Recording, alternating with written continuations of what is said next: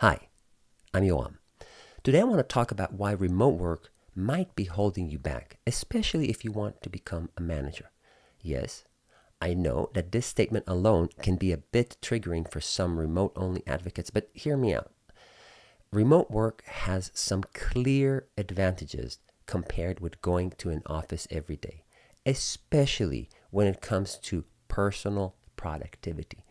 You take away commuting to work, horrible open spaces, loud people, and of course the constant interruptions. And what you get is the ability to do focus work for many more hours, especially if you are at home, where I hope you feel most at ease. And I will admit that remote only teams can be very, very productive compared with teams that have to go to an office every day. However,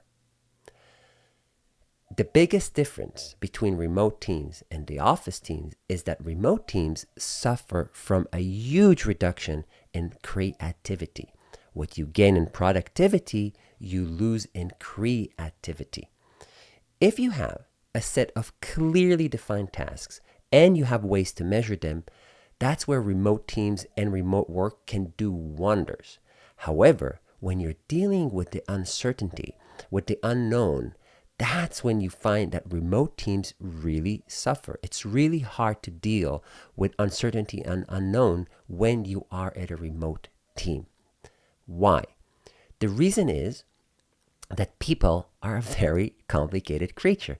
And because of that, the creative process is a messy one. It requires tension, it requires conflict, it requires serendipity and forgiveness, which are almost impossible to emulate using chat messages and video meetings.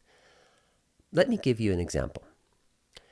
Many times I find that small random conversation that I would have at the office, literally on my way to the kitchen or just chilling at an open space, those conversations would lead to significant actions that would impact our product. This was especially noticeable when I became a manager. And I think one main reason is that it feels a lot easier to talk to a manager in an office environment where the interaction is more relaxed and the setting is such that people can just come and talk to me, compared to setting up a Zoom call with a manager. And when you work remotely only, it is really hard to generate the same types of interaction. It just feels really awkward to ping someone out of nowhere and ask them to Zoom just because you had an idea and you want to talk with them. At least that's how I feel. But in an office, I would do it all the time. Another example is conflict management, which is a key ingredient in the creative process. Being able to share ideas without suffering from groupthink. And as we all know, it is so much easier to be nasty, unkind, and disagreeable on a chat than it is to be in person. But it is also much easier to simply ignore conflict or any person you don't agree with when you're working remotely. Like it or not, that is something that in an office environment you simply cannot ignore. And I think that is a really good thing, especially for generating creative conflict. What I see nowadays with remote only teams is that the issue that would resolve in an office in about 5 minutes, sometimes those issues can linger on for weeks, sometimes if not months.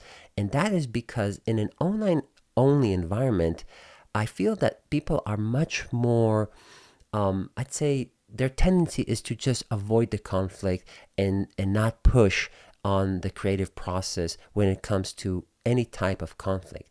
And this is especially important for anybody who wants to become a manager or is already one, because if the only way that you learn to manage teams is by managing them online, you are missing this critical skill, learning how to push your team creatively, but through face to face interaction. Another disadvantage of remote only is that it makes it much harder to get promoted to your next level. And I mentioned this in a previous video, but it is really, really hard to get promoted if the person that is supposed to promote you doesn't really know you or like you. And again, in my opinion, you have to be able to build a relationship with this manager in a way that feels real. And the only way to do that, in my opinion, is to meet them in person. And I worked with people online for months, and I can tell you, when I met them for the first time, I learned so much about them. And even if the meeting was literally for like 1 or 2 days, but it really changed what I thought about it. For example, like some people were much taller than I thought that they were watching them on a Zoom meeting. So those real life interactions allow you to build stronger relationships, which again, if you want to get promoted, are very important. So what do I suggest you do? In my humble opinion, if you can do it, try to go to the office at least twice a week when people are at the office. Of course, don't go to an empty office. Even if it requires you to drive a bit, it is so worth it, and it would really help your career, but also your personal mental health. It will reduce your productivity a bit, I agree, but work is not just about how many lines of code you can write or how many documents you can produce. It's also about the personal connections you make with other people that will eventually push the company forward and also push your career forward. Make an effort to get to know the people you work with on a personal level as human beings and not just as coworkers on a march for ever more productive deliverables. For God's sake, turn your camera on when you are on a video meeting so people get to see you, your facial expression, and so you get to know them. I always tell people that I manage, do you want me to one day meet you at a grocery store? You reach out to me, and I don't even recognize you. And it's not that I don't want to. It's because you never turned your camera on. How would I know who you are? That is so important. At Day's End, we are human beings and we need to connect in the real world. I hope you enjoyed this video. Please like and share and comment to help spread the word. Have a good one. See you next time. Bye.